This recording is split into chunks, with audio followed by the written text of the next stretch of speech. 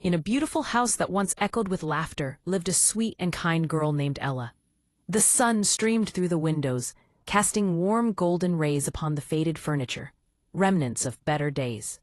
But the warmth faded with the loss of her mother, and her father, hoping to bring joy back into their lives, married a woman whose heart was as cold as the winter chill. Soon, tragedy struck again as Ella's father passed, leaving her alone with her new stepfamily, who revealed their true, cruel colors. The stepmother and her two daughters, Drizella and Anastasia, were vain and selfish, their laughter ringing hollow in the once happy home. They stripped Ella of her fine clothes, dressing her in rags that hung loosely on her frail frame, and forced her to work as a servant in her own home. Each day was a relentless cycle of cooking, cleaning, and serving. Her spirit was worn down like the soles of her bare feet. She often sought warmth by the fireplace, where the embers danced and crackled, but instead of comfort, she was dusted with cinders, earning her the cruel nickname Cinderella. Yet, despite her misfortune, Cinderella nurtured her gentle heart, talking to the birds and mice that flitted around the house, her only friends in a world that felt so very lonely. One fateful day, a grand invitation arrived, its parchment embossed with gold leaf, announcing a magnificent royal ball hosted by the king and queen for the prince. The news sent her stepmother and stepsisters into a frenzy of excitement, their minds spinning with dreams of winning the prince's heart. They gushed over silks and satins, twirling in front of mirrors, while Cinderella, with a heart full of longing, knew she would never be allowed to attend. As she helped her stepsisters prepare, one of them sneered, "Imagine poor Cinders at the ball. You'd ruin the velvet with your soot." The mocking laughter echoed in her ears as she stifled her tears, feeling the sting of their cruelty. The dreadful night arrived, and with it, the sound of the carriage wheels rolling away left Cinderella alone and weeping by the fireplace, the flickering flames mirroring the sorrow in her heart. Just as despair threatened to consume her, a gentle light filled the kitchen, illuminating the space with an ethereal glow. In the middle of the brightness stood a kind elderly woman, Cinderella's fairy godmother. "Don't cry, my dear," she said, her voice soothing like a balm. "You shall go to the ball."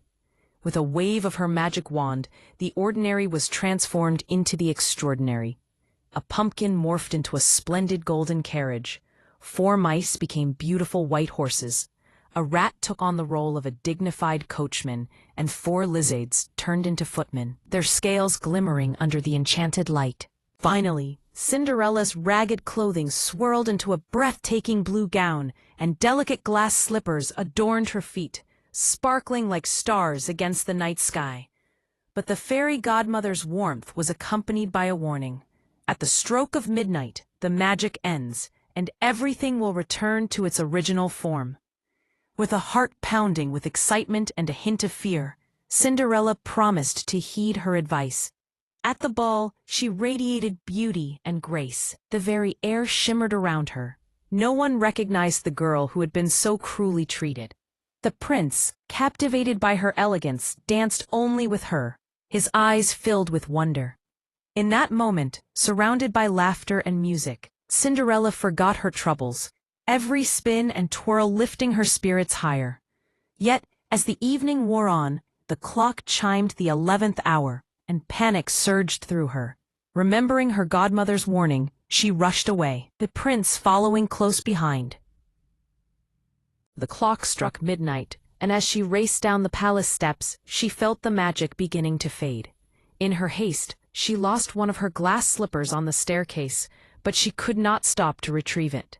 In a heartbeat, she leapt into her pumpkin-turned carriage, feeling the fabric of her dress dissolve back into rags, leaving only the single glass slipper, a shimmering reminder of her enchanting night. The prince, heartbroken to find only the glass slipper, vowed to find the maiden whose foot it fit and make her his bride. The next day a royal messenger traversed the kingdom, carrying the glass slipper, as eager maidens tried it on, but it fit no one. Finally, he arrived at Cinderella's house.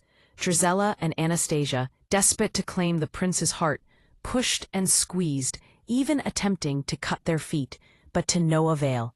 Cinderella watched from the staircase, her heart heavy with both hope and resignation. When the stepmother tried to lock her in the attic, the messenger, having been instructed to allow every maiden a chance, insisted she be allowed to try. As Cinderella approached, her stepsisters snickered, their laughter mingling with her shyness.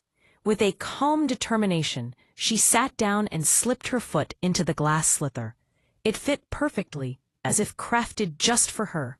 To their astonishment, Cinderella revealed the matching slipper from the pocket of her ragged dress. Instantly recognized as the princess from the ball, Cinderella felt a rush of emotion as her stepmother and stepsisters fell to their knees, begging for forgiveness. But with a heart full of grace, she offered them kindness, leaving them to ponder their actions, and walked away from the past that had held her captive for so long. She was taken to the palace, where the prince welcomed her with open arms, joy radiating from his smile. Soon after, they were married in a grand ceremony, the bells ringing in celebration while the sun cast a warm golden glow over the kingdom. And so, Cinderella, once a girl of rags and sorrow, found her place among the stars, living happily ever after, her heart forever bright with hope. If you want any more stories, comment. I will do it for you.